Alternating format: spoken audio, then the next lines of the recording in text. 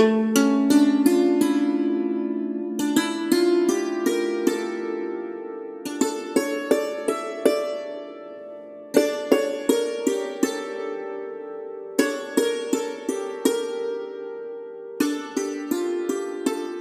and welcome to So You Think You Can Rule Persia, the podcast where we rate and review all the kings of Persia from Diocles to Yazdegerd III. I'm Sariel, and my pronouns are they, them. And I'm Umberto, my pronouns are he, him. Hello everybody, and welcome to episode 85, Khosrow II. Hello listeners, editing Umberto here. Just popping in to let you know that this is actually episode 85.1, the first part of Khosrow II, but Sariel doesn't know this. They'll find out at the end of the episode. So, enjoy the ride, and we'll see you for part 2. Isn't everybody excited about this? I am. I know I'm going to hate the romance today. Yay! Hating the romance. To change things up a little. Yeah, it's so fun because, like, for 1,000 years, you know, we might as well. Full disclosure, like, I started listening to history podcasts with Mike Duncan's History of Rome. As everyone. And Totalis Rankium. Like, I do like the Roman Empire. I think is a very interesting period of history and, like, geography. It's cool because we have a lot about it, and we, like, have made both, like, we have historical documents and we've made a lot of stories around it. Like, I do like them. But, you know, we only ever see their perspective. And when you take the perspective of the Persians, they are insufferable. So, yes, they are the constant, terrible people who are just meddling in our business because they can. So, you know, fun stuff. Fun to find out. So, yeah, Sariel. Well, what are your predictions for Khosrow II? Have you high hopes? Have you low hopes? Have you average hopes? I mean, how much of the empire is left when we finish this? You know, like, this is the only thing I'm asking myself. I'm like, how much that is a are valid the Romans question. going to mess up? Because I know we have, like, no bargaining power at this point. Like, we are under debt, so that's going to be terrible. Like, I don't expect anything good to happen. So the question is more, how bad is it going to be? You know? Just here, starting out on the record, how bad do you think it gets? Or do you think it all goes fine, actually, this time? It's actually really good. Can we get started? Just tell me. Like, don't make me suffer for no reason. Very well. Then let's get started with our recap of the last episode, which is Bahram Choban. So, essentially, last time, what happened is that Bahram Choban rebelled against his king Hormizd IV, and then Khosrow II was in charge of Ctesiphon for like a long weekend, and then was defeated in battle and had to flee to Roman territory. Bahram ruled for a little bit, tried to proclaim himself the Messiah, but then Khosrow came back with a massive Roman army, defeated Bahram, chased him away. Bahram was later murdered in the land of the Turks, and now Khosrow is king of kings, but he is king of kings with a massive Roman army in Ctesiphon, so are we... Is that cool? Are we going to be fine? You have the title, but, like, the title needs to hold some weight, and that's not only on the title, that's also on the circumstances, so... I would like to add as well that Khosrow II is not only a Roman puppet, but also a puppet to the nobles who supported him on the way back. So like, really, what is he doing? Nothing. Puppet's puppet is an exciting story. So we know what happens to Khosrow when he becomes king, but let's flesh out his early life and figure out, you know, how did he get Roman support? What did he tell them to convince them? Who knows? Let's find out. So yeah, he was the son of Hormizd IV and a noblewoman of the Ispabadan family, which is important because her brothers were Bestam and Bendoy, that we've heard about so much and will still have an important part to play in the story.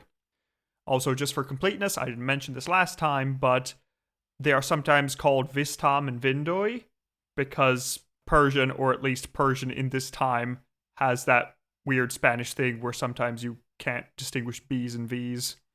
So it's like, I don't know, it's a in-between letter, spell it however you like. But the point is that Khosrow has two powerful uncles who have helped him get to the throne. So, good for him, I guess.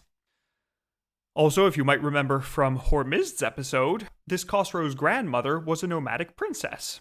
So probably she was a Khazar, we decided last time, but traditionally she is of the Turkic cognate. So he has an interesting split heritage from many different sides of nobility. As for the year of his birth, he was born sometime in the 570s, since he's described as a boy or very young man when Bahram came to the throne in 590. But he was still trusted enough by his father to have a small governorship. So, not a child, not a full adult, but somewhere in between. Also, this makes Khosrow part of the same generation as the Prophet Muhammad. And in certain versions of the story, they were born in the same year. And I'm sure that will have absolutely no consequences for our story and will be unremarked on by everyone. So let's get into Khosrow's career personally. So he became the governor of Caucasian Albania, roughly in modern Azerbaijan, where he is reported to have done a very good job, which is promising for his reign. Later on, when the Kingdom of Iberia was dissolved by Hormizd, part of it was added to Khosrow's region, and the young prince managed to negotiate with the remaining Iberian nobles and add them to the empire. So he's building up some experience, and it's going reasonably well, at least as a young prince. He's getting the trainee job. His internship governing Albania is going reasonably well. He might get a referral. But yeah, as we saw, Hormiz's time saw plenty of war with the Romans, and a lot of it wasn't going very well. Khosrow was later recalled to his father's side, and many Iberian nobles switched to the Romans. Because, as we saw, this war was a bit of a back and forth. It was like 20 years of just slow attrition, and maybe I win a victory, maybe you win a victory, but there are no serious gains being made. This brings us all the way to 588, when Bahram Chobin rebelled against Hormizd and started minting coins with Khosrow's name and face. Yeah. Not great.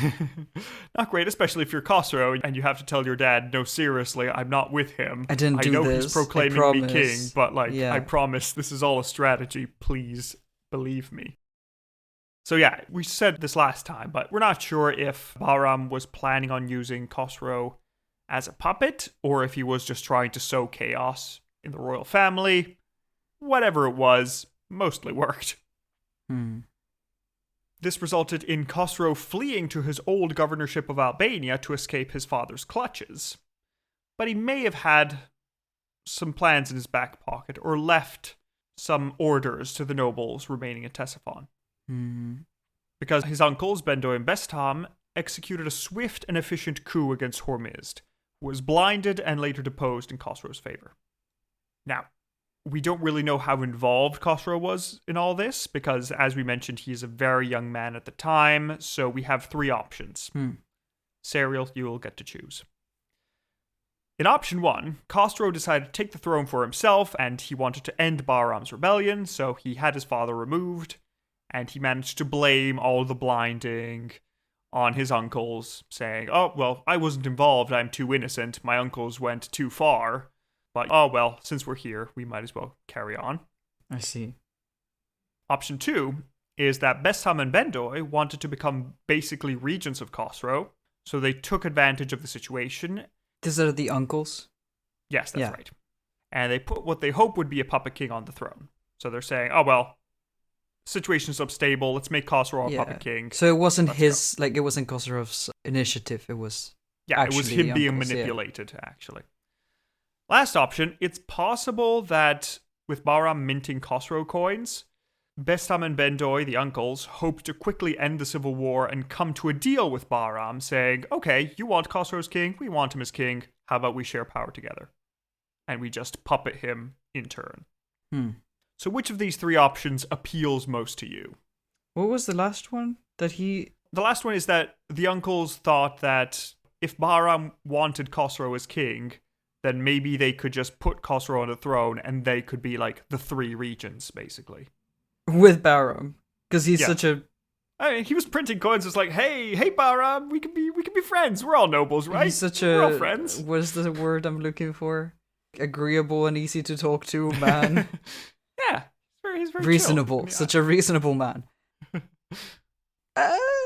It's kind of funny that the first option is it's Khosrow's initiative, But he's saying, no, my uncles like did all of this, and now I'm in this mess, and I guess I'll just do this. Yeah, it's sort of like Antiochus the Great with his advisors saying, oh no, my advisors got to them. Oops, I'm sorry. Yeah, it's not that it was my order to do it. You know, I didn't order them to do this. It was totally their initiative. They did it by themselves. So, like, he would have told them to do it and then blamed it on them. Like, but he would have, yeah. Because otherwise, why would they do that out of, you know? And then the last one is just also the uncle's initiative. Yeah, but they're hoping to stop the civil war. Yeah. They're doing it, like... come out on top, yeah. For Bahram, essentially. Yeah. I'm not sure. I guess I don't know Khosrow very well. Like, I don't know how much of a puppet he's going to be. I'd like to think it's number one, because at least that gives him some agency. And it makes some sense, right? That he would be like, oh, I'll do this and pretend I'm a silly little fool, but then I'll be on the throne. And can, like, manage things from there. Terrible, though, because he's putting himself then in debt with the Romans, so I don't know. Yeah, he's also in his, like, late teens, early 20s at this point. I don't know how much power he actually intends to have. So I don't know. Like, I'd like for it to be that one, but it doesn't seem plausible. So you're thinking more uncles. I think the last one is hilarious. Because it would be the uncles being like, oh, we can do this, and hopefully it will work for us. But probably not. Like, probably it won't. Because if it were Khosrow, I would get rid of them. Yeah. Because you're not going to need them to be regents. Like, you don't even need them now, because even if you're a teen, like, if you're in your late teens, that's fine. Like, you're not a child. So... Yeah, no, it's not official regent. It's also, more what like does Bahram think of this? Do what you want. Like, did he actually agree to help? I mean, we saw last time what Bahram thought of this. Bahram thought, I don't care. I have the army. I'm marching on the capital and becoming king. Yeah, like, Bahram was like, I want the throne for myself. So, I think the third one is the funniest one.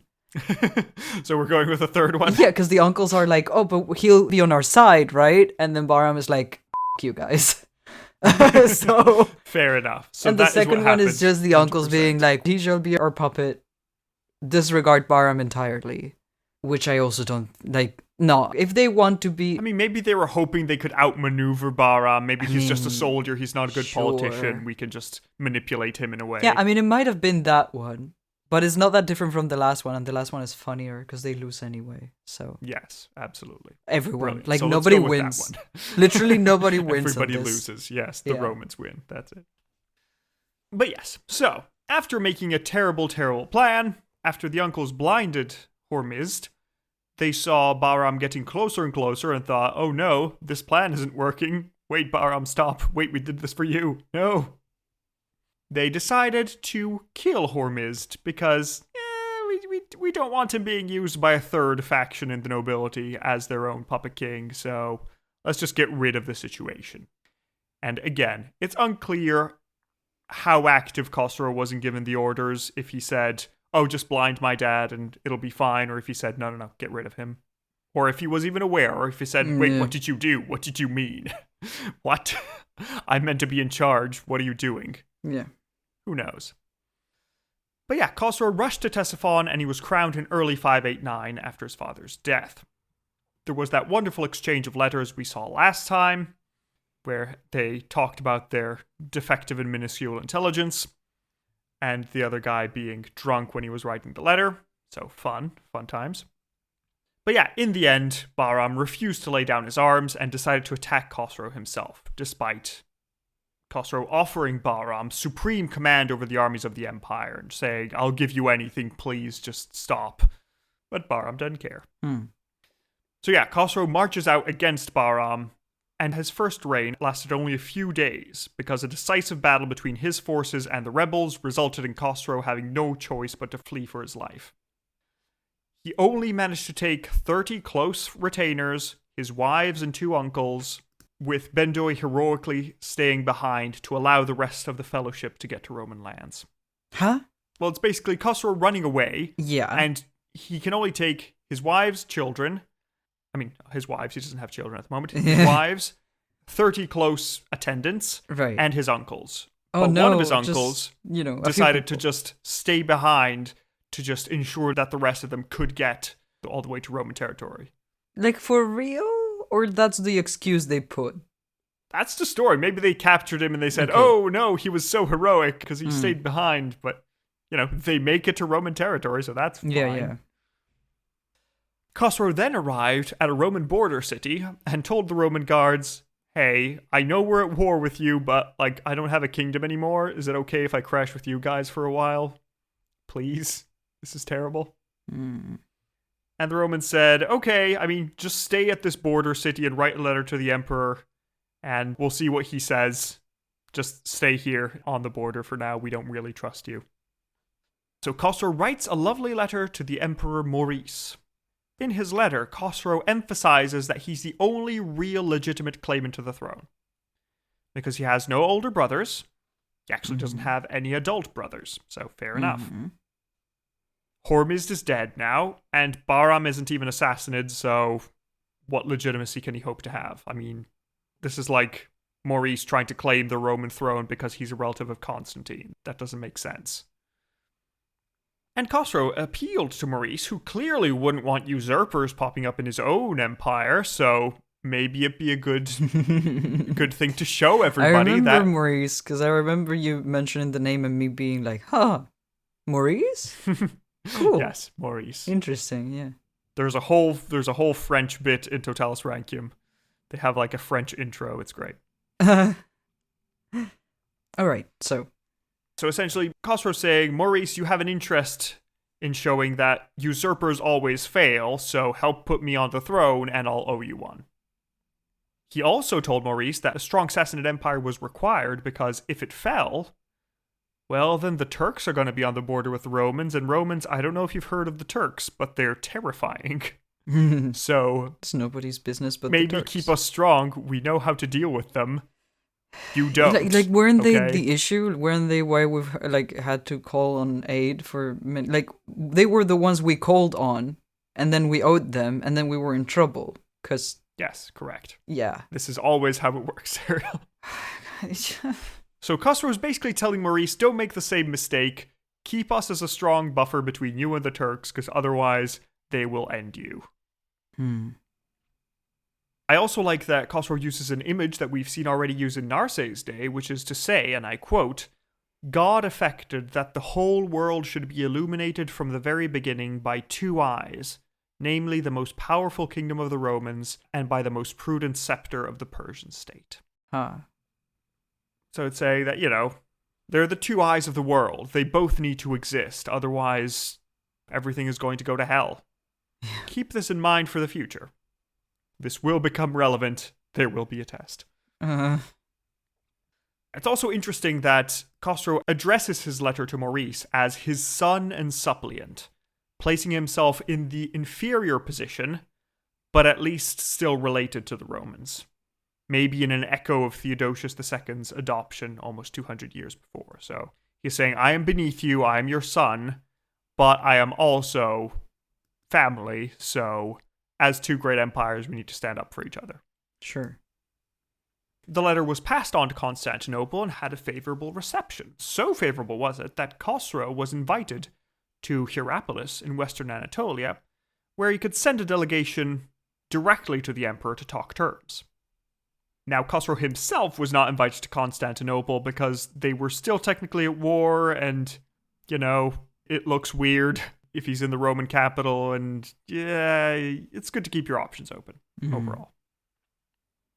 The delegation then went to Constantinople and reiterated Khosrow's previous points, but it also indicated that the world needed these two empires to exist in prosperity, and not to leave one of them to decline under usurpers. Because, Serial, do you know who ruled both these empires at once?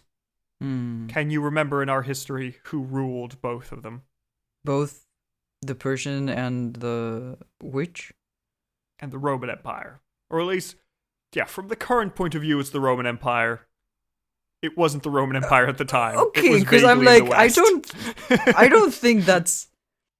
Yeah. Is it Alexander? That's correct. Yeah. I was like, is it the Roman Empire? You had me confused for a moment. According to the Shahnameh and Iranians of this time, Yeah. Alexander was a Roman king. They can't tell the difference. It's been so long that it's like, yeah, it was vaguely Western and he spoke Greek, so yeah, fair enough. They went far enough west that it counts. Yeah. Even though the Western Roman Empire is like way, Yeah, the Western Roman Empire has fallen. Way it's over fine, there. Serial. We don't care. Nothing to do with, but yeah, okay, sure. So the ambassadors say that, well, look what happened to Alexander. He tried to rule both empires at once. He didn't. He just conquered. He didn't try to rule anything. Well, exactly. That's their point. They're saying, well, look at what Alexander did. Everything just collapsed once he tried to join everything. So it looks like the order of the world is that two empires need to exist. Otherwise, everything just falls into chaos. Mm-hmm.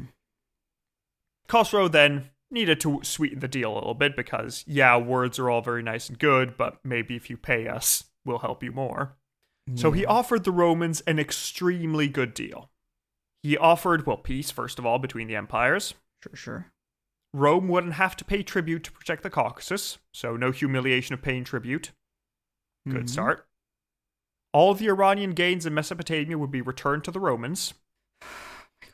Also, they would give up half of Armenia and Iberia, with the Sassanids only preserving the capitals to save face.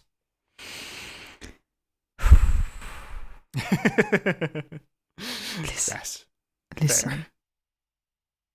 I already knew that this would happen. I can't make it through it. Like... But Cyril, maybe it all goes really well at some point. Maybe it's actually fine. We're on episode 85 out of 90 something? 92, yes, correct. Exactly. So, I'm expecting not the best. Yeah. They're just at this point, you should just be so we're gonna take over now, okay? Yeah, it's kind of sad. On top of all this land, and basically returning the empire to pre-Shapur II days, this was the terrible defeat that Narseh had 200 years ago. Yeah. On top of that, the Romans would have a friendly king on the throne in Ctesiphon, which would owe the Romans an impossible to repay debt. So whenever they need something, he has to come calling. Uh-huh. But, if you look at this from Khosrow's point of view, he has no empire now, so having a small and weak empire is better than not having one, so cool, I guess this is fine. Let's go. I guess. Yeah, it's not good. Also, according to certain versions, this deal was sealed with Maurice giving his daughter Maria in marriage to Khosrow. Although this is disputed since Maria is only mentioned in later sources and doesn't really feature in the story as a person, although her purported son does appear later on. Okay, so maybe she just wasn't named. I don't know. Who is Maurice again? When did he show up for the first time? He's become emperor 10, 15 years ago. I can't remember the exact date, but he was a Roman general that came to the throne because he was, very good, doing a great job, and... Right, okay. Because I know we've talked about him before. I couldn't remember what the context was. Yeah. Okay. But alright, so Khosrow has made a deal with the devil. He will give them his soul in exchange for the throne. Literally, Very well, let's go. Except his soul is a bunch of land where people live, Yep. Not great. Not good. And the prestige of the empire that has been held up so greatly by all of his ancestors. Love everything. So Khosrow moves to the Roman border and waited for the Roman army to arrive, while his uncles, Besam and Benjoy had managed to escape from prison, as we saw last time. They rallied loyalist nobles to his side in Albania, and also several Armenian nobles who saw where the wind was turning and decided, I don't think Bahram can win this. Let's all side with Khosrow now. So yeah, with the campaigning season of spring 591 starting, Khosrow headed east at the head of this Roman army, which is only nominally under his control. He's the official leader, but practically he's just a Roman general in charge. So they marched east, managed to obtain the surrender of Dara, the whole reason this war hadn't ended at the start of Hormizd's reign, so fine, I guess. And they went on to fight Bahram's army directly. Now, They face each other on the field of battle, and in the Shahnameh we get a scene where Bahram comes to fight Khosrow with only 20 men, while Khosrow took about 100. The two sides fought fiercely, but eventually Khosrow's men were all killed, and he was cornered and almost caught by Bahram, but he was eventually saved by an angel, who prophesied that he would have a long reign if he ruled righteously. The two kings then managed to find each other again in the midst of the general battle, with Bahram shooting an arrow that lodged itself in Khosrow's brocade. What is up with arrows just being incredible? Well, it's Bahram, right? So, I guess that's his Bahram. thing. It's his thing. He can do this. Having this, yeah, okay. It's frankly disappointing he didn't shoot him in the head, but yeah, you know what? Bahram has off days at least too. He, hit him. Yeah. But Khosrow replied to this by breaking his spear on Bahram's armor and breaking his sword on Bahram's helm. So it's a fierce fight. The two are locked in combat, but in the end, Bahram is far too outnumbered, so Khosrow wins an absolute victory, with many important prisoners, Bahram's treasury, and all the elephants being captured. As we saw last time, Bahram fled to the east and took up residence with the Turks, but was murdered soon after on the orders of Khosrow. But okay. Khosrow's on the throne now. What will he do with it? Will he rule justly and effectively and be a great king, or will it all collapse? And will he lose the throne a second time? Okay. It's just... Listen, I said I was gonna sigh a lot during this episode, and I wasn't kidding. It's happening, yeah. So yeah, Khosrow starts by being massively indebted to the Romans. And this can generally be seen with his good relations with Maurice and Christianity in particular. We can also see that there was significant cooperation over the problem of Armenia. Because in the 590s, Armenian nobles fled from Roman lands to avoid conscription, and they went to Iran because they had preferred the deal there. But when they looked to be preparing offensive actions against the Romans, Khosrow fully collaborated with Maurice to stop this from happening. The two sides worked so closely together that they were able to significantly weaken the power of the Armenian nobles by relocating them further into the respective empires, by weakening their local support and giving them fewer opportunities for independence. In particular, Khosrow sent a lot of his Armenian nobles all the way to the east of the empire, where they wouldn't have local support or knowledge of the people. Yeah.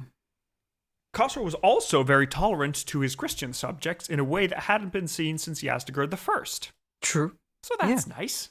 That's positive. We appreciate that. Just in general, being tolerant of everybody is a big plus. Yeah. Khosrow also had a favorite wife, a woman called Shirin, who was a Christian from Lower Mesopotamia. And it looks like he listened to her a lot and paid attention to her opinions. That's nice. And so he built a Christian church and a monastery next to the royal palace in Ctesiphon for her and her followers. I see. Khosrow also made a dedication to Saint Sergius for helping him win back the throne and for helping Shirin to conceive a child. At the same time, the Lakhmid Arab allies, who were previously pagan, converted to Eastern Christianity without any protestation from the Sassanid court. So they said, you want to be Christian? That's great. We have brilliant relations with Christians. Have fun. Knock yourselves out.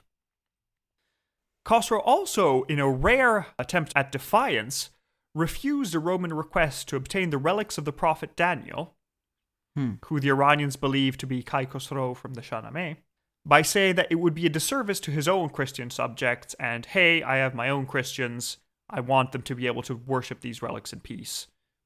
I'm not just going to hand them over. And he also introduced a law that made it illegal for Christians to convert out of their religion, or their specific denomination, which is something the Church of the East was keen on, so you don't become Orthodox from Eastern Church. So it's basically putting Christianity, at least from this legal point of view, on par with Zoroastrianism. So while Christianity isn't really the official religion of the empire, it's definitely very far off from being persecuted as it was in previous years. But yeah, whose influence do you think Khosrow must contend with now? He's become king, he is a puppet of the Romans, and he's, playing quite nice with them. who else does he have to play nice to hold onto the throne? Well, is it the uncles? Yes. Yeah. Exactly We haven't talked about them at all yet, so. Yeah, they've been dealing with stuff. I'm sure. The two uncles had used their massive influence over the young king to give themselves the post of leader of the Eastern armies and prime minister, respectively. Yep. So Bestam leads the East, Bendoy is prime minister. I mean, if it makes them happy. Like, as far as I'm concerned, the Romans are ruling over the Persian Empire, but like, sure. Very much so. Sure. Also, yeah, it looks like Khosrow never returned to Ctesiphon because it was prophesied that it would be his doom. So he decided to have a separate fortified palace built outside the city so he could just stay there and govern as he would like, but not threaten the prophecy of doom. So, okay. Well, what do you think Khosrow does now? He is twice a puppet. Do you think he tries to get out of being a puppet? Do you think he tries to live quietly and fade away as quickly as he can? Mm-hmm. What are your options? What do you think? Okay, so like it depends if it was his plan or not to like do all of this. Like if we had gone with option 1 before, of like he told his uncles to do that, but then pretended like, oh no, that was just them going a bit far, but like I guess now I'll take control, right? Mm-hmm. And I feel like he hasn't had much agency, but also I don't know. I don't think he's a terrible person because like he accepts influence from other people around him, which is not necessarily like it doesn't have to be a bad thing. Mm-hmm. Like there is a difference between accepting influence for those around you and being pushed around. So, are we even in a position to reclaim anything? Because we gave a bunch of land to the Romans, and then they have a lot of influence in our empire at the moment. And I don't think we have like a good military to back anything up, because like Bahram also most of the military is in the hands of our uncles. Yeah, how are we gonna do anything? Like, yeah, are we gonna? I swear to God, if we call the Turks, I quit. Well, oh God, I'll be happy to hear we don't call the Turks. Okay, it's good. Actually, fine. Do we make it worse? No. Okay, that's great. I love that. We call for a third us. group of people. No, actually, no, it's fine. Khosrow actually decides that, okay, he's growing. He is in his mid-20s now. He kind of wants to rule. I mean, I'm the king. Come on. It has to mean something. So he organizes a very secretive coup against his own government in 595. Because he orders the simultaneous arrest and execution of his uncles, together with anyone else who was involved in the killing of Hormizd, because the crime of regicide is serious and we need to make sure it is properly punished. So in the course of events, Bendoy, the prime minister, was easily killed by drowning. So, one uncle ticked off. But Bestam was in charge of the largest army in the empire. And when he received a letter saying, hey, come to the capital. No, don't worry. Don't bring any soldiers. It's fine. Sure. Listen, this is a typical, like, we're just having a banquet. Trust me, don't bring any weapons. It's fine. Everything's fine. All right, chill. Oh, come on. Like, clearly. Okay, so tell me, how does he die? Yeah, so Bestam went all the way to his army and decided to say, remember that Bahram Chobin fellow? He wasn't assassinated. He made himself king. You know who else could do that? I have an army. Also, there's a bunch of Bahram Chobin loyalists that are still hanging around next to the Turks. And they'd like to have revenge on Khosrow, so team up? I see. I see how it's going. Everyone's just like, is this for me? Is this my opportunity? Great. Can I have the crown? That would be nice. Why would you want the crown at this point? But, you know, like, sure, the crown to what? To what?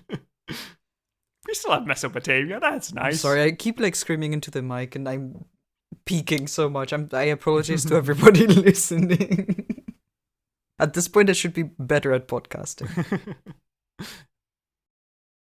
So Bestam essentially claims as well that he is more legitimate because he's descended from the Parthians, because he's a noble. Look at me, I'm great. And then he gathers all of Bahram Chobin's surviving supporters and even marries Bahram's sister, who had kept the fight going with her own army in the east in the last 5 years. So Bestam collects all his forces, and the next year he marched against the center of the empire. He took over the north of Iran and sent several raiding parties into Media, hoping to trigger a great uprising amongst all the other nobles, and in particular the always rebellious Armenians. But on Khosrow's positive side, he expected Bestam to appeal to the Armenians, so he made sure that none of them were left alive to rebel. The official report serial that was sent out is that all the Armenian nobles died of natural causes. Sure. At the same time. Yeah, it was such a weird coincidence. Like, someone should write something about an omen or something. Yeah, it was a flu going around. Just it was a so bad weird. flu. Like, such bad luck, truly. Terrible. However, we had these coffins prepared, so if you guys want to take them, Yeah, they're on offer. They're cheap. Please, go take them. So Khosrow then called up all the Armenians and said, "Hey, dear Armenians, I noticed you have no leaders anymore. What a coincidence. Join with me? Would you like to help me defeat this usurper? That would be nice." The poor Armenians that we keep, like, having in the middle of all of our troubles. It's been a while.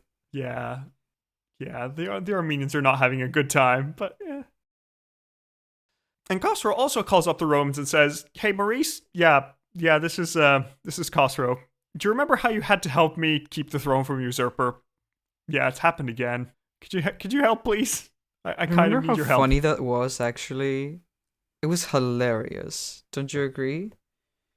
So Khosrow takes his Armenian, the remains of the Sassanid army, and the Roman army, and he pushes back Bestam further east. He manages to stop him from getting to Ctesiphon.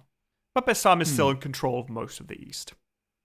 Bestam then decides to take a more cautious approach. He slowly builds up his forces over the next 4 years, preparing for a decisive strike that would decapitate the Sassanid dynasty once and for all.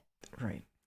And he also minted coins showing the submission of 2 Kushan kings, so it's likely that he tried to prove his worth to his subjects by either subjugating or defending against the Turks, just like Bahram Chobin had done. So he's saying, "Hey, look, I'm just like Bahram Chobin. Please come to my side and help me fight Khosrow. You wish. Look at me." So at long last, in the year 600, Serial, we're in the 7th century now. That's a lot. A series of provinces on the coast of the Caspian Sea rebelled in favor of Bestam, who at the same time had gathered significant support from some vassals of the Turks and the loyal forces of Bahram Chobin. With these forces, Bestam struck against the interior of Iran and won a great victory. But Khosrow had an ace up his sleeve. Because do you remember Bahram Chobin's sister? Yeah. You remember that she married Bestam? Right. Yes, she was there. Well, one day she received a marriage offer from Khosrow. She's already married. What do we do?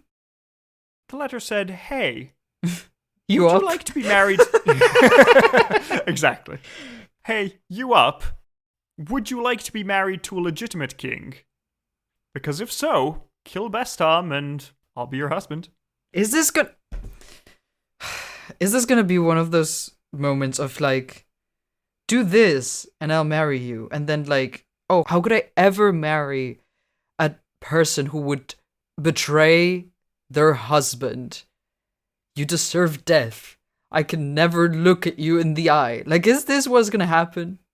While that is absolutely the formula that this usually follows, this is not the case this time. Oh, would you look at that? Okay. Yeah. Consider me surprised. Because Bahram Chobin's sister murdered her husband Bestam on the eve of his victory when he was about to march on Ctesiphon, and then she happily went over to the capital where she married the King of Kings, Khosrow, who survived this revolt. The rebellion lasted for 1 more year without a clear leader, but it was finally mopped up by Khosrow's generals in 602. So nice. Huh. It's interesting to note here that the command of the eastern armies was then given to an Armenian prince, the only one that had survived, which had served as Khosrow's main general during this war. Which now shows that Khosrow is not trusting the traditional Parthian nobility because they tried to claim the throne twice in a decade, maybe they're not trustworthy anymore. Maybe. Who knows? Also, it has the advantage of removing capable Armenians from Armenia so that they won't rebel. Right. And also, I'll just add a story at the end of this rebellion from the Shahnameh because I thought it was fun. Fun. Okay, good. In it, we're told that Khosrow wanted to punish the city of Rai that Bahram Chobin was from. So he appointed the evilest man he could find as its governor. Okay. How do we know this man was evil, Serial? Because the man himself said, "I never stop doing evil things, and there's not an atom of wisdom in me. Tell me to do one thing, and I'll do another, and I'll fill men's bodies and souls with anguish. I live off lies, and I'm incapable of doing good." Wait, is this man like just a cartoon villain? Like, what are you saying? Yes. Like, He is the there's most nobody evil like man this, you can right? imagine. Like, okay, let's pretend that there's someone like this who's not like playing a character. Exactly. But it gets better, Serial, because, of course, this ended poorly for the city, and it was treated horribly, because this is the worst man who could ever live. Right, yeah. But Bahram Chobin's sister, now the wife of Khosrow, thought up a stratagem to convince Khosrow to spare the city. Oh. Wait, but didn't he like the city? No, he was trying to destroy the city, because I see. it was Bahram Chobin's so the other city, way. so Yeah. like, Okay. Yeah. Okay, so what did she say? So the sister, now wife of Khosrow, came up with the obvious solution. She took a kitten, dressed it up like a child, painted its nails, and adorned it with jewels, and put it on a pony. And Khosrow was so delighted with this weird little kitten dressed up as a baby with painted nails, that he told his wife that she could have whatever she wanted. And she said, "Hey, please give me the city of Rai." And Khosrow said, "You know what, fair enough. You can have the city, restore it to prosperity, it'll be fine." They're so married. Like, I love that, Although he had a favorite wife before, right? Yeah, exactly.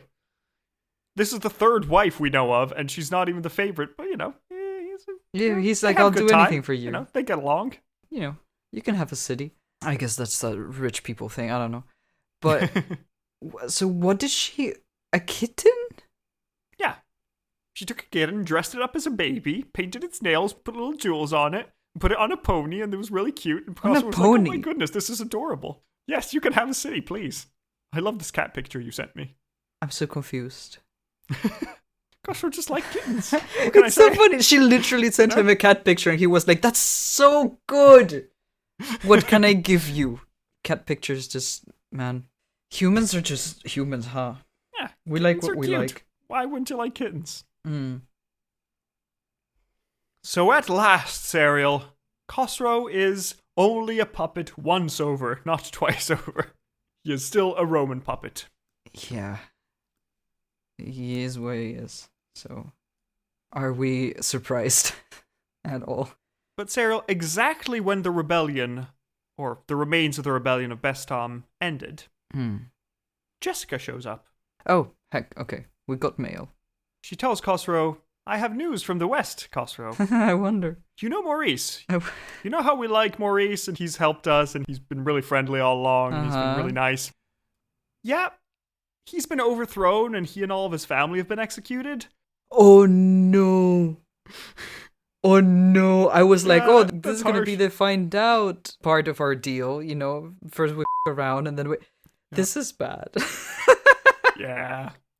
A man called Phocas is now the Roman emperor. What do we do? Do they still like us? Do we owe them? Do they want to... Serial. Do we owe them is the correct question. Uh-huh. Because a few weeks later, there's a knock at the door of the palace. And there's a man saying, "Hi, I'm Theodosius, the heir of Maurice. Oh. I managed to escape the murder. Can you put me back on the throne like we did for you?" I love this. I love this so This is much. great. Do we have any power? Because We could give it a go.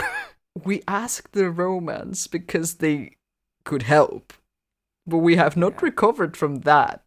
Well, what do you think Khosrow does? Do you think he just helps Theodosius, or does he just hand him over and say, "This isn't my business, I want to be friends with the new emperor"? I don't know, genuinely. What does he feel like? What is the vibe you're getting? What are our chances? Well, we're not doing great in general, but... Because this might be a good bargaining. But also... This could be a good way to... It could also be a great way for us to, get back some autonomy. We don't even... do we even have a military to do things with? I feel like... We have a military. It's in charge of that very nice Armenian general. And we have a few other generals. It looks like after 2 noble rebellions, the rest of the nobility has sort of fallen in line. Somewhat, at least. Do we want to go to war with the Romans? We have a lot of land to regain, to be fair. It would be great if we pulled it off. It would be. I don't know if we can. Well, that's a gamble Khosrow needs to think about. I don't think we should do it, but I think he's gonna. Well, Khosrow takes young Theodosius and proclaims him Roman emperor and says, "Come on, bro. Yep. We're taking over the Roman Empire for you." Yep, I love this. Let's go.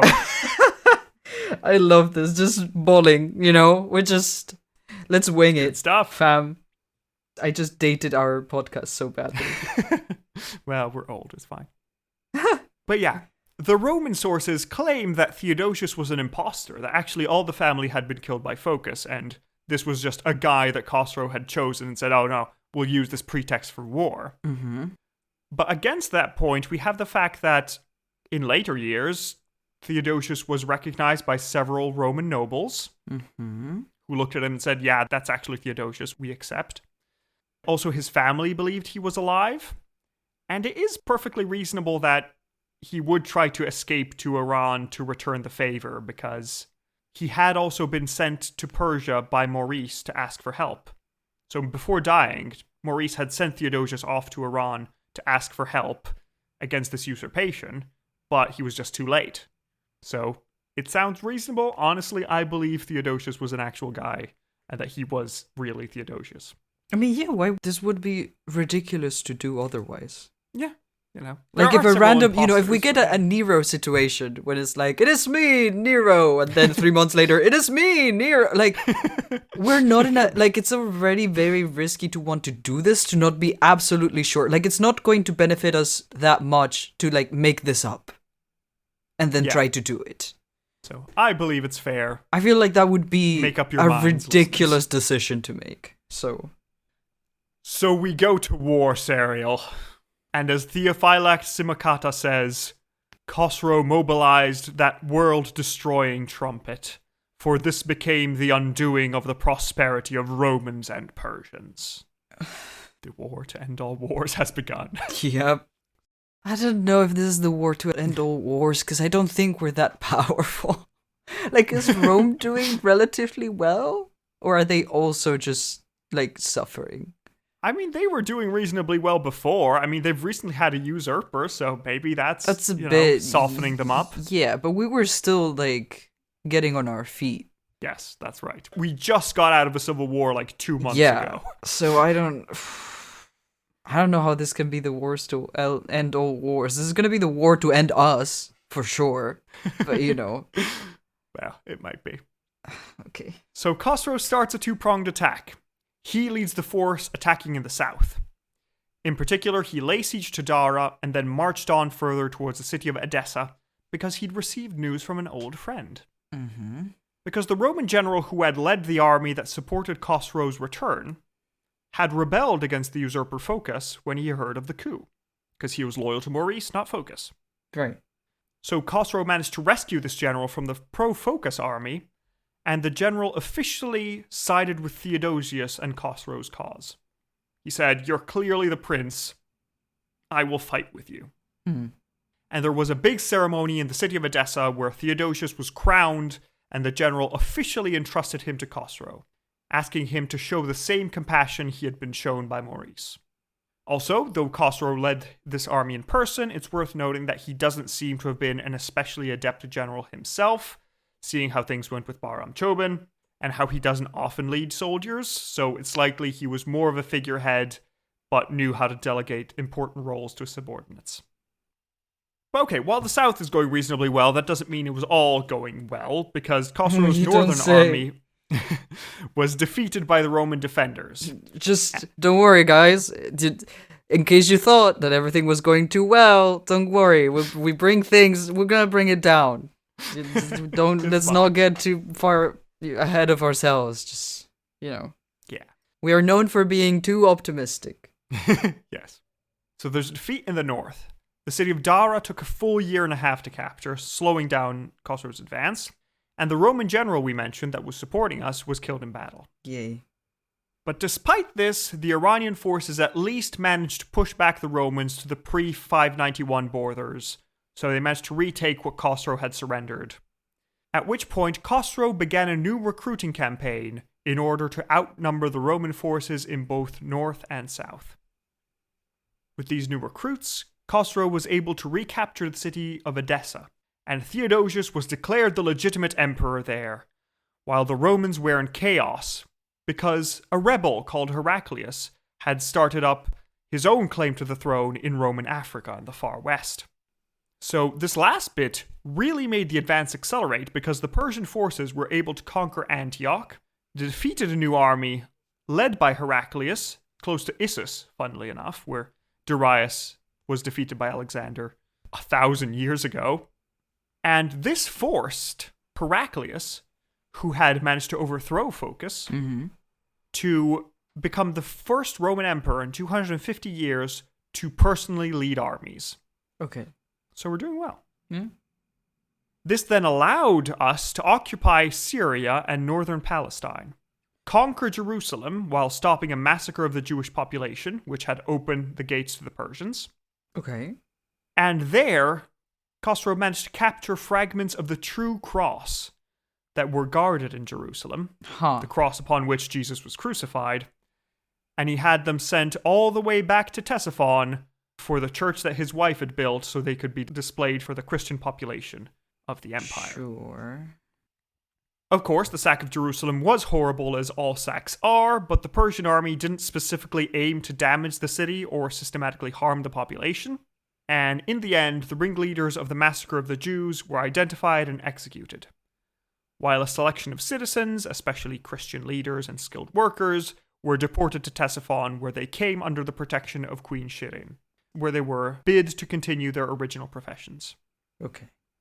There are also reports of Jewish people massacring the Christian population after the Sassanid occupation, but they're from Christian sources, so they might be exaggerating some small events, but we don't know. Overall, it looks like the Roman Civil War made the Persian advance that much more easy because of the poor coordination of the defenders and their attention being all over the place. Also, taking Syria split the Roman Empire in two, making coordinated defense even more difficult. Not only that, but once Khosrow got past the main border defenses, the interior of the Roman Empire wasn't designed to resist an invasion force, so it was a lot easier to attack. They don't expect Persian soldiers in Jerusalem. They expect them next to Antioch. Right. So that's the bit they fortify, but once you get past the first set of fortresses, it's open. There's just few forts and poorly coordinated. Right. Not only that, but this is the first case where the Sassanid Empire can fully take advantage of Khosrow I's reforms, which gave the king much more power, money, and soldiers, which means that our Khosrow can field a larger and better trained army for longer and wield these armies against the Romans. But most impressive of all, Zariel, is that Khosrow's forces managed to cross all of Anatolia and arrive on the shores of the Bosphorus, within sight of Constantinople. So we've seen the capital, it is there. And it also helped that the Roman army guarding this area was led by Emperor Phocas' brother, who was opposed to the current Emperor Heraclius. But okay, let's take a step back. Why is Khosrow doing this? What is the point? Yeah. Please explain. Well, multiple points. First of all, he would clearly benefit from the propaganda victory of repaying the favor that ended in his coronation. Like clearly, this was the main, Right, because that way, A, he doesn't look like a Roman puppet anymore. B, he's actually successfully getting favors of the Romans. And C, he handed over a bunch of land to the Romans when it was time to get his throne. Yep.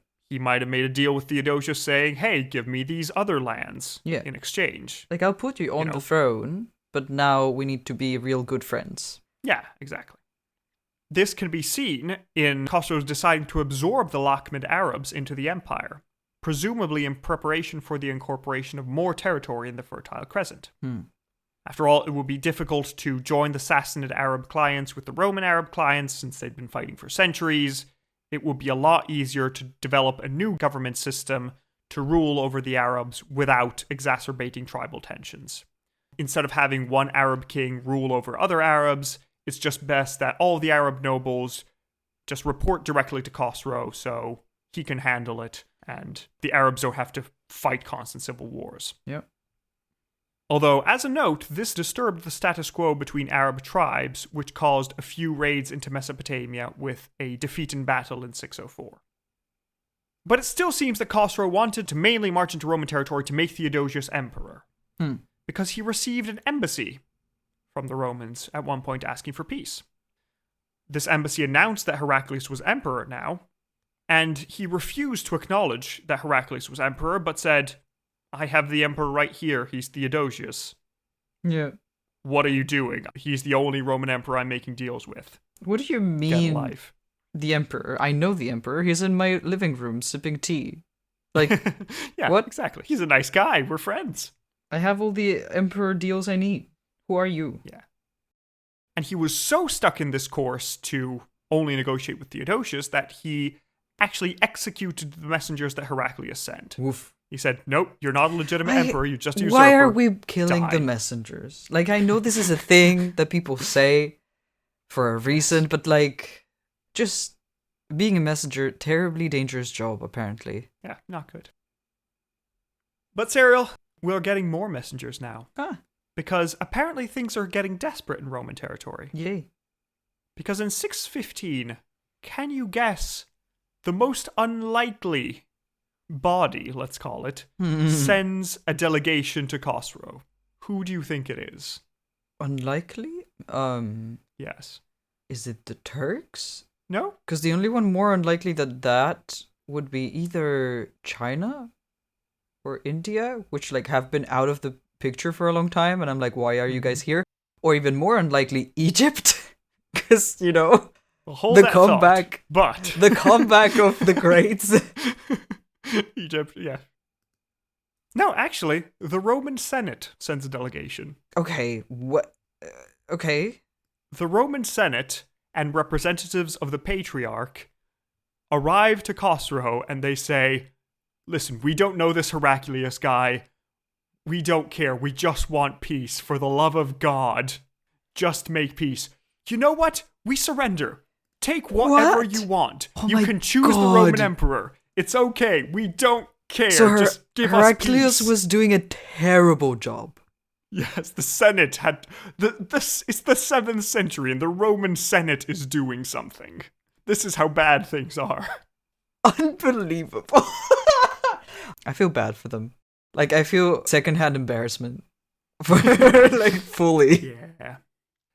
The Senate does put a small PS saying, if you want to keep Heraclius, he did technically avenge Maurice by killing his murderer, so we think he'd do a good job, but, like, choose whoever. If you want Theodosius, we're fine with Theodosius. We're not, like, fully against him, but we're kind of against him, because he's... Like, what do they mean he's doing a good job, or, like, not doing a terrible job, when they are reaching out, being like, please save us? I'm confused. I guess they maybe had, like, a kind message from Heraclius saying, hey... please don't make me get executed. I'll give you a lot of privileges if you keep me on the throne. You know, they had a deal, presumably. I mean, Heraclius knew of this. So, And now, Serial, what do you think Khosrow does? The offer is complete surrender, and you can pick the Roman Emperor. Great. Amazing. I can't... What is happening? Every time that I get surprised like this, I'm like, this is great! Because I thought it would be terrible, and it's not terrible. That's great. But I'm like, are you, like, pulling my leg? I genuinely did not expect this to work out. What? I guess Rome just doing badly, like, at the same time. So then we're like, great. Yep. Rome's been doing a terrible job so far. Unbelievable. What is happening? Oh my god, Khosrow cannot believe his own luck. Very much so. Like, I don't like him. I mean, I don't hate him. Honestly, I feel like his vibes were for the most part, very like tolerant and open-minded and like a good strategist, but he has such luck. Like, as we say in Spanish, he was born with a flower in his butt. Yes, very good. Because like there's no way. I was gonna say like I don't like him, but he's very like I do. Like I have nothing against him. I just never expected him to get this far. Yeah, it's going well. What? What? But we don't have that many episodes left. What do you mean? Well, is he gonna lose everything before he dies? We'll have to find out, Serial. Because I thought he was gonna get killed in that banquet. What is happening? He's not getting killed at the banquet. We'll find out what happens to him. But yeah, he's doing well. I am perplexed. As well you should be. Meh. And so what do you think he replies to the delegation of the Senate? Yes, thank you. Give me your land. Make Theodosius my friend and buddy, the emperor. You owe me one. You see, Serial, this is where Khosrow reminds me of Alexander the Great. Because before the Battle of Gaugamela, when Darius the Great offered him half the empire, his daughter in marriage and an alliance, Alexander said to his generals that said they would accept the peace deal. Yeah. Alexander replied, I'd also accept if I were you. Yeah, because he was an ambitious but like, I don't think we're in a position to it up. Khosrow is not Alexander. Please, get off your high horse. Oh my god. Do not it up. I swear to god. Well, I will drop kick him to the ground. When offered everything he could have possibly imagined, when the expedition first started, Khosrow imprisoned the messengers and refused, saying that he would destroy the Roman Empire rather than keep it as a subject. Oh my god, he's an idiot. You are not Alexander. You're not in the same position as Alexander. We barely made it out of this alive because we're so lucky. Are you out of your mind? Well, allow me to rant for half a page. Okay. Because incidentally, Serial, Theodosius was never heard from again. Oh my god. Okay. Great. Now. Fun. This could be either because he died naturally and Khosrow thought, well, I'm already halfway there, I might as well continue. Whether he was murdered, or simply was an imposter all along and Khosrow said, okay, just return to your farm, I don't need you anymore. We don't really know. But why did Khosrow not accept?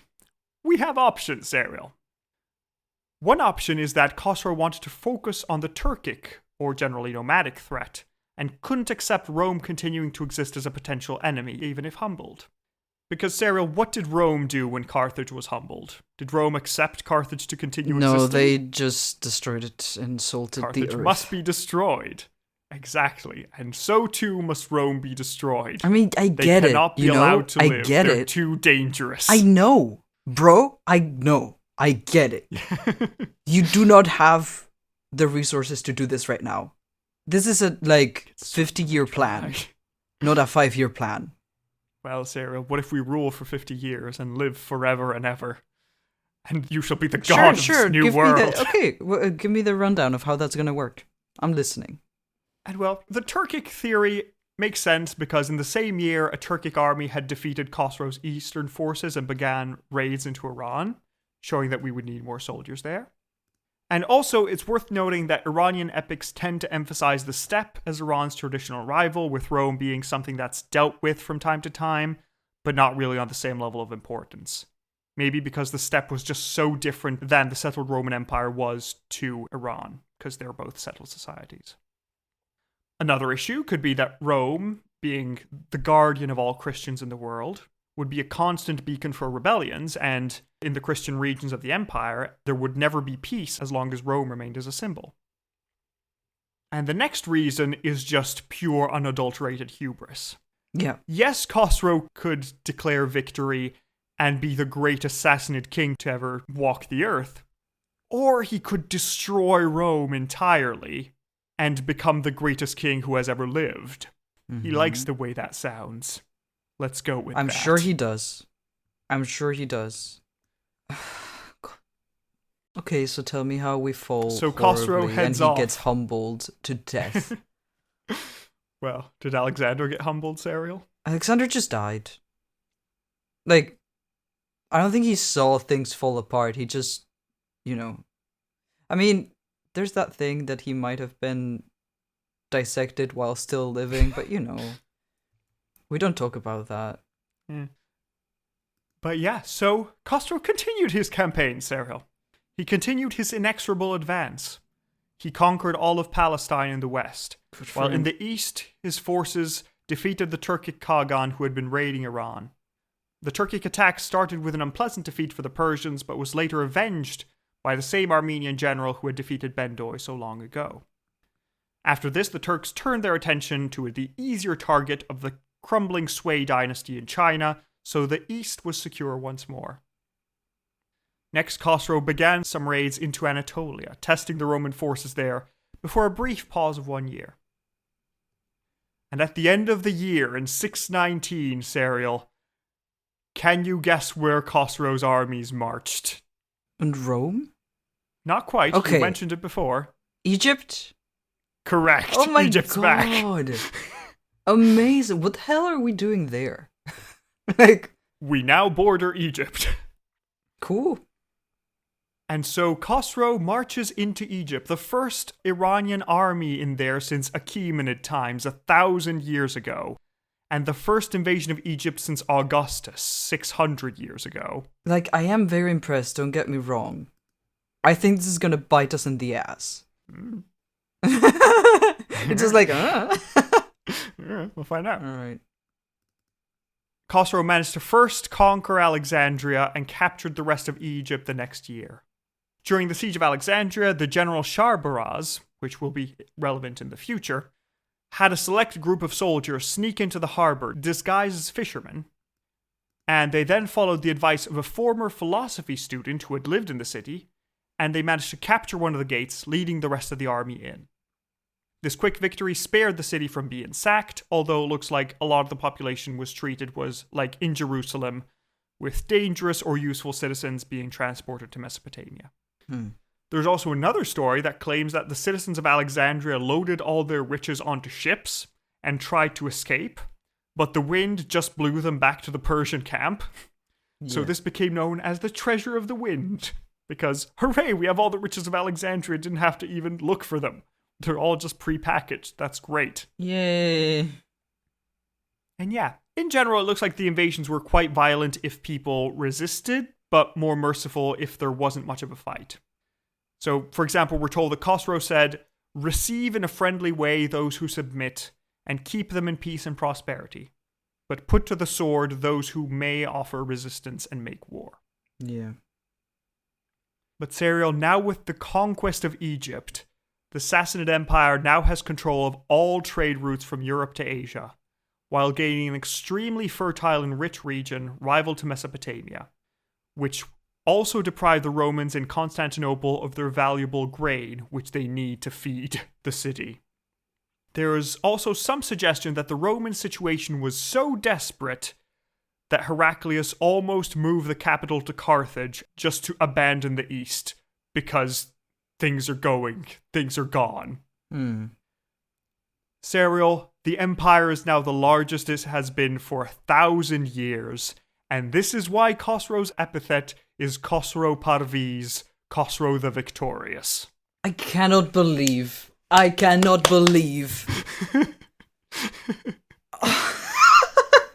You must assume, Serial, if Khosrow thinks that the prophecy of the Messiah coming to end the world and usher 1,000 years of prosperity refers to him now instead. He defeated the Turks, he defeated the Romans. What more do you want? No, of course, I hate this, because, of course. I don't understand, because I should be happy about this, right? I should be rooting for him, and instead, he's just making me stressed. I can't like him because I'm just anxious. He seems ridiculous. He's doing really well, Serial. How? There is even a poem attributed to a court minstrel that says, "The Caesar is like unto the moon, and the Khagan to the sun. My Lord is unto the storm all powerful. At will he veils the moon, and at will the sun. Because he can do what he wishes. Unbelievable. Also, something unrelated for now, is that this is the start of the Islamic calendar. Now on the 16th of July, 622. Oh. So, huzzah! Welcome to year 1, AH. But okay, let's look at how this new expanded empire was governed. What was he doing? Was he doing a good job? Was it terrible? We don't know. I am stressed. Yes, we do. I'll tell you. I am stressed. Actually, an interesting element of the Shahname's account of this war is that it's not mentioned.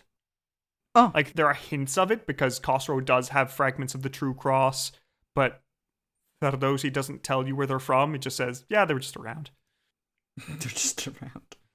And in the Shahnameh, Khosrow is already shown as master of the world. And instead of describing many battles, this is only described as a peaceful time, and the stories of his love with Shirin, who's called the Garden of Beauty, the rival of the full moon, and court intrigue. So it's possible that Ferdowsi is doing this because his royal patron at the time in the Middle Ages was politically contending with the descendants of the Romans, so he wouldn't want to be reminded of them. Or it could just be that the information wasn't too readily available when he was writing the epic poem. We're not sure. But there was actually some court intrigue going on, because there are two main wives we need to remember now. It's Shirin and possibly Maria, the daughter of Maurice. Because in the court, Shirin managed to expel the son of Maria, a man called Shiroe, from the royal court, forcing him into house arrest, and according to certain sources, even poisoning Maria herself. So the favorite wife is making sure she stays the favorite. Yep. I mean, I also would do that, right? Like, Yeah, you want to have the influence. Also, if Maria was actually the daughter of Maurice, then Shiroe can legally claim to be heir to the Roman and Sassanid Empire, so that's a very strong position for an heir. So you want to make sure he's sidelined as quickly as possible. But yeah, with Shiroe exiled, Shirin makes her son Mardan Shah the heir to the empire. Apparently he's the only son of Khosrow and Shirin, which is surprising, but hey.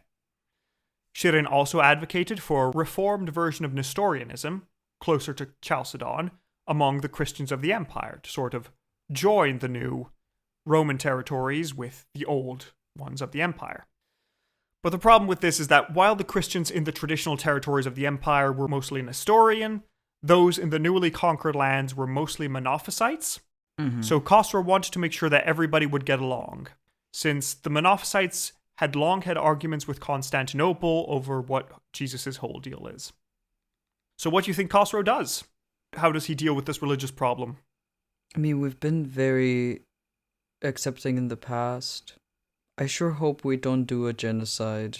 There's been a few of those in Persian history. I don't love them. No. Is there a way to, like, find a peaceful solution? Like, can we, like, Khosrow find some decided he would tax try. or some, you know? Khosrow actually decides, you know what? I think all these Christians would agree more if we just put them in a room together and they just discussed what Jesus' whole deal is, and maybe they should just solve their differences. Yeah. I mean, fair. Yeah. He actually invites Jews to the council as well, just because, you know, they might want to have a chat. You know, I like this approach so much. Like, again, I should like Khosrow so much more than I do. And the only reason I don't Khosrow. is because I cannot believe the luck he's having. Because his decisions have not been, like, logical always. They've just paid off somehow. And now I'm like... It keeps working. It keeps rolling 20s. It's going great. Oh my god. So yeah, Khosrow just calls Jews, Nestorians, and Monophysites of the empire in a lovely council that is chaired by a Monophysite and a reformist Nestorian. So, you know, Yeah, It cool. can be even. Nobody is leading everyone else. The Jews were quickly ejected from the council, probably wondering why were we invited to a Christian council. We kind of separated from these people like 500 years ago. Like, there's an... I mean, I it's the think it whole would be thing. good. Like, I understand his way of thinking of, like, it could be an interesting perspective. But since you're trying to define the dogma of Christianity, like, yeah, they split off way too far away. Yeah, it's been a while. Yeah. So I don't know if they would, like, I don't know. I still think it's interesting to have them there, but like, I don't know if the Christians are willing to. Yeah, the Christians ended up saying, wait, the Jews don't belong here, as they often do. But yeah, they said, okay, no, this is just a council for Christians, let's discuss things. Yeah. And they discuss things peacefully, and in the end they decide, you know what, the Monophysites are probably have more of an idea, let's go with their thing. They get to win the council. Which is also convenient, because they're the parts that were the territories that used to be Roman. And so they're now the majority of Christians in the empire, so that also works out for Khosrow. Nice. Cool. Although it is also interesting that when the Patriarch of the East died in 609, Khosrow didn't nominate a new one for the rest of his reign. Oh. Which deprived the Church of the East of a clear leader to ensure that they wouldn't try to dominate the new Christians in the Roman territory. Because they didn't have an official leader, so, you know, this way everybody's equal, everybody has their bishops, and they can do what they like in their local region, and that's fine. And yeah, in general, Khosrow was tolerant of all the religions in the empire, only limiting them from converting new people. And the fact that he carefully took care of the fragments of the True Cross shows that he did court Christian support. And even when people converted, he only prosecuted important nobles who had converted to Christianity, following very much what Yazdegerd I had done, only executing these people after lengthy prison sentences, giving them all the opportunities to recant in exchange for payments and other benefits. Say, no, are you absolutely sure? Please, come on, I don't want to do this, but I have to, it's the law. And they say, okay, fine, if you're really that stubborn, okay. But in general, it looks like Khosrow was trying to deprive Rome of its role as the main Christian nation by making it clear that there's another option. And even if Khosrow isn't a Christian himself, you know, he can make sure that all Christians get along and make sure that there are good church councils. We're going for that title. Yeah. Or at least we're trying. Yeah. But this doesn't mean that it's easy to be fully tolerant. Because, Serial, the Jews of the Sassanid Empire, and there were many in Mesopotamia, were allowed by Khosrow to settle in Jerusalem. But this caused a lot of friction with the local Christian Palestinians, who were complaining, wait, we don't want these people here. We kind of live here. Maybe don't displace us. That would be nice. Like, there's already people here. Hi. Yeah, can you please, can we just stay? That would be nice, thanks. Okay, cool. And Khosrow looked at the problem and said, yeah, fair enough. Okay, actually, maybe could you tone it down with the immigration? It's kind of a lot. Maybe just keep Jerusalem as it is. Good, thanks. Like, I mean, I think it's a different thing to have immigration versus to displace one population for another. Yeah. Like, just to be clear. No, sure. But different things. Like, enough people that it was causing problems. Yeah. On the Zoroastrian side, it looks like he took great pains to point out, no, trust me, I'm friends with Christians, but I'm not a Christian myself, okay? I'm Zoroastrian, it's fine. Yeah. Zoroastrianism is still the religion, of the emperor and this empire, but we allow other people to just live peacefully within the empire, because we are nice like that. Yeah, it's good stuff. And he tried to show his Zoroastrian credentials mostly by focusing a lot on Zoroastrian theology, even having an interpretation of the Avesta, the holy book of Zoroastrianism, compose, and I quote, for the more intelligent priests. Oh, boy. How did that go for him? Well, I like him. Apparently. He's so sassy. We have no trace of concern. He's nice. Yeah. Do you remember the letter that he said, maybe your messenger was drunk? I'm sorry, my friend. Let's be buddies. It's still him. He's great. I love him. Yeah. He's my boy. I do agree. That is hilarious, actually. But at the same time, Serial, how did the Romans see this? Well, the Romans saw him as an evil Eastern despot. How dare ready he to destroy Christianity for his demonic gods. Yeah. What do you mean destroy Christianity? Like, he's letting everyone in and he's just, like, he's not prosecuting anybody. What the hell? No, Cyril. According to official Roman propaganda, this is a religious war. This is, according to some, the Zeroth Crusade, with Heraclius' soldiers being offered martyrdom if they died in battle, and this is a final conflict between good and evil. I'd like to say that propaganda was more effective back then because you couldn't just like go to the place and see for yourself or like talk to the people there. But like we can't do that now, and propaganda is still a thing. So Yeah, it happens. So a lot of people believe this, and frankly, from Western views, it's often, like even in modern history, people do say, oh, well, Khosrow was this terrible despot who was destroying Christians What and do just you being mean? gratuitously evil. And it's just like, but he was actually he's being not. very nice. Yeah. He was taking care of everything. But yeah, so he's being good. He's governing well.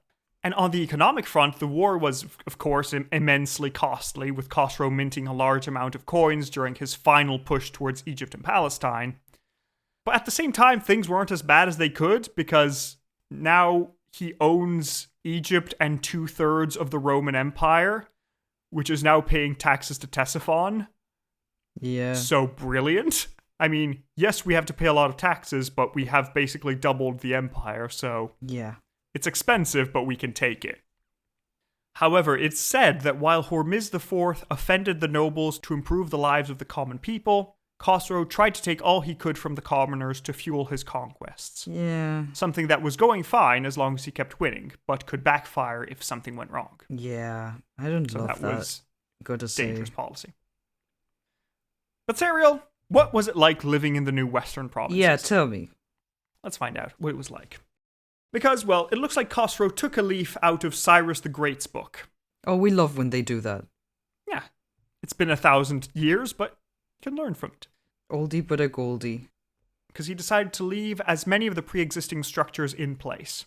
Because it's much easier to control a large amount of territory by simply installing new armies and changing where the taxes go, rather than just rewriting everything from the ground up. So he's basically telling all the Romans in the occupied territory, you're now Sassanids, but continue as you will. Keep doing what you were doing. Yeah, it's fine. Doing a good job. Keep at it. Yeah. Egypt in particular was very unaffected by the war, since it was far from Roman resistance, and very few of their documents mention changes due to Sassanid influence. They just mention, oh, the taxes are now going to this new guy. Yeah. Continue as normal. Please send me our back payment. Although we do have elements from the early stages of the war, with a letter from a widow whose son was killed and her livestock was taken, so she risked being evicted since she was unable to pay her taxes. Oh, I see, yeah. But on a lighter note, we also have a letter of a man writing to his master saying he wouldn't be able to come into work that day because he'd been captured by the Persians. So oh no! See you in a bit. So maybe can I take a bit of leave if you don't mind? What is this? People don't want to work anymore. What do you Damn kids mean these you've been days. captured by the Persians? What an excuse. Back in my day, I got captured by the Persians and the Carthaginians and the Huns, and I came to work. Sorry, that's a mean joke. But hey, he probably made it fine. He managed to send the letter home, and they weren't gratuitously killing people, so just a difficult day at the office. Yeah. But yeah, and we have a great example from Damascus, which I love. This is my favorite character from history. Oh, wow. Because there is a man called Mansur, son of Sergius, or Mansur ibn Sarjun, who was in charge of collecting taxes during the Roman domination. He was also in charge during the Persian occupation, and under the Arabs in the future.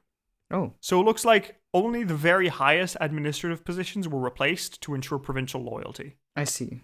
And he just kept being a guy. Yeah, he just kept working in his office, and you know, the management would change, and he's like, okay, there's a new guy. Yeah, and it's great because we could just see his career, and he gets promoted. That's like so across cool. different regimes, and he's just like, I'm just doing my job. I honestly don't really care who's in charge. I'm just like, as long as they don't fire me, I'm just good. in my office. Yeah, it's fine. Yeah. Whatever. This is fine.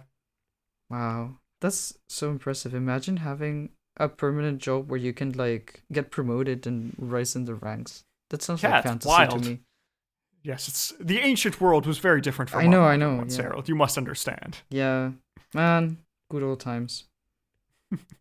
And also, I will get to it in a later episode, but we have news about Mansur's son, which is also really cool, and I just love that we have him, his son, and his grandson, we have all their lives, and it's just cool to have some random little guys who are just living their lives in the middle of these massive historical events. So that's neat. I'm sure they loved it. Living through historical events is great, everyone. Yay, huzzah. I do hope this podcast just randomly survives like 2,000 years and then people are like, what the hell? Yes. This is the primary source. It's a bit hard to understand because obviously nobody speaks this language anymore, this English that they used to speak. No. But yes, this is old English. It has a lot of strange slang that like has been translated into our current words for our audience to understand. But yeah, so mostly only the tops of the administration were just replaced, which is kind of a system similar to the one of Armenia, with many elites being given prestigious jobs at court or in different distant regions of the empire, which would make them a lot more reliant on Khosrow, while separating them from the local population, so any revolt is less likely. Another element of stability that we can find is the regular continuation of legal practices, with an example of a dispute over unpaid grain continuing after the conquest. I see. Somebody just sending a letter, okay, yes, we've been invaded, there's new management, but I still want the payment for my grain. Yeah. Send. And yeah, overall, it looks like the newly conquered territories were treated with respect, with armies paying for the goods they used rather than requisitioning them. Good. Yeah. Actually, after the initial conquest, the main source of information we have from the region are the receipts and payments made by Persian officials for local goods. So they're paying, we have the receipts. They weren't just ransacking the countryside. Yeah, literally. They were saying, we're here to stay, we just want to get along with the people who live here. And yeah, speaking of which, it looks like Persian authorities mainly allowed for Roman coins to continue being used, because there was already good coinage in the region, and it wouldn't make sense to just repeat the work. Yeah. However, a very interesting thing that happens is that when new coins were minted in the Western territories, Khosrow showed himself as beardless and with a crown surmounted by a cross in the style of the Roman emperors. Huh. Oh, how did the Zoroastrians take this though? Well, they don't use those coins. They use the traditional ones. Okay. These coins are So only they for wouldn't use know. in Egypt and Syria and Palestine, and it's And fine. then you could make the case of like you're just trying to appeal to the population there. Yeah, which makes sense. Which It's the like sort of thing you Cyrus want to do. did, so shut up. Yeah, pretty much. And yeah, overall, it looks like Khosrow tried to win in the Monophysite Christians in the western provinces, which were generally discriminated under the Roman rule. And these people seem to have responded well, saying, well, yes, he's an infidel, but at least he's not a heretic. So I guess this is better. Especially because during the reign of Phocas, there were a bunch of repressive policies against the Monophysites. Yeah. So they're saying, we can either be persecuted and Roman or be fine and be Sassanid. I know what to choose. Yep. Can you blame them? I mean, come on. Yeah. And we also get reports of new churches being built and dedicated during the occupation, which shows that Christians of this new section of the empire were not being limited in their religious activities. Nice. One aspect that improved for the occupied territories was the end of Bedouin raids, since there are no longer rival tribes loyal to the Sassanids or the Romans, but now there is just tribes loyal to Khosrow's new empire that can be controlled and directed by the king. So the new territories aren't attacked, the raids stop. We're safe now. And yeah, so overall, it looks like there was an initial violent phase during the actual invasion, but once that was over, life continued mostly on as normal. So, everybody's doing fine. Incredible. And now, Serial, would you like to know what happens next? Well, yeah, because obviously this can't last forever, so... Well, to know that, you will have to tune in to our next episode. It's part a 2 of two-parter! Khosrow II. Oh my god! Yes. Let's go! Because there's a bunch of material for this man. He has conquered most of the Roman Empire, and he still has stuff to do. I love him so great. much. Like, He's how? great. I am so... He's doing so well, our boy. I can't believe this. I need to, like, re-listen to this, which I don't think I'm gonna be able to do, because, like, you still have to edit this. But, like, I need to rethink about this and be like, okay, I actually like him. Like, I was so exasperated with him because I thought he was going to f*** up majorly. Yes. And then, but he was so lucky. Like, yes, I assume, like, he seems like a fairly intelligent person and a good strategist and good at his job. Like, genuinely a good emperor to have. But, like, he was incredibly lucky. Like, he must know, right? Absolutely. Because I thought hubris would be his downfall. Because he would just think, oh, I can't do nothing wrong, and then, like, but I you feel mess like up. if you are him, and there's a prophecy of a Messiah coming, and you've, despite all the odds, you've been constantly lucky, and you've won everything. You might believe it a little. Like, do we not have imposter syndrome in this? Like... But it's sort of like Alexander. It's like, once you keep winning against impossible odds...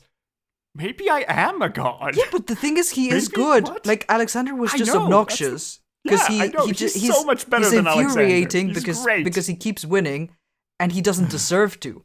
But at some point, he takes some horrible risks, which I'm like, boy, you did it. You're gonna die. But it pays off, and then he actually makes good decisions, which is what is like saving him for me. I know. That's good. Okay. We've been talking for such a long time. I'll keep it for the next episode. Yeah, about hubris, I'll tell you next time about his triumphal relief, which is, well, let's say it is large. It is big. It is larger than all Achaemenid and Sassanid reliefs put together. Oh my god. It is significant. I am so excited. I can't wait. Okay. And Serial Constantinople is still there. It's still there. We should take it down. We should salt the earth and destroy it all. Carthage must be destroyed. Exactly. I can't believe I'm saying this. I love Carthage. Anyway. Well, Rome. Rome must fall. Okay. But there we go. So thank you for joining us for this incredible long episode. I will tell you now, Sarah, that you've been here. These notes are almost as long as Alexander's notes. They are just like slightly shorter than him. Incredible. It's good. The real good king and emperor. And not that guy Alexander the General. Khosrow the Victorious. Yes. Honestly, the Victorious sounds better than the Great. But that's just my... good one. Yeah. That's just my opinion. It has a certain je ne sais quoi. But yeah. So alright, everybody join us next week for Khosrow II Part 2, episode 85.2, to find out how this story ends and see how we rate him. Will he beat Darius? We'll find out. I guess we'll see. Yeah. In the meantime, if you'd like to support us, there are many ways to do so. You can join us on Patreon, where you gain access to, now it's going to be 19 new episodes exclusive to Patreon, where we explore all the world around ancient Iran, from Mithridates the Great, the Poison King, to the Maurya kings, to Hanwudi, the ruler of China, to Alcibiades the Greek. Full of episodes. If you subscribe to a certain tier, you even get to choose what the next episodes will be, so please join. It's fun, and you support the podcast, which we greatly appreciate. We get to bring you more Khosrow stories, which is good. Oh my god. If instead you'd rather not support us monetarily, that's fine, but we appreciate if you could leave us a review on your podcast app of choice. Let people know Khosrow is in here. Let people know that Khosrow is so cool. They should give it a shot. And we also enjoy reading your reviews because... honestly, they should listen to like the previous episode to this to like know the context and then listen to this one and be amazed like Correct. I was. Put that in. But yeah, so it's been a long episode. Without any further ado, we hope you have a lovely week and we'll see you next time. Goodbye. Bye. What an episode, man. Incredible.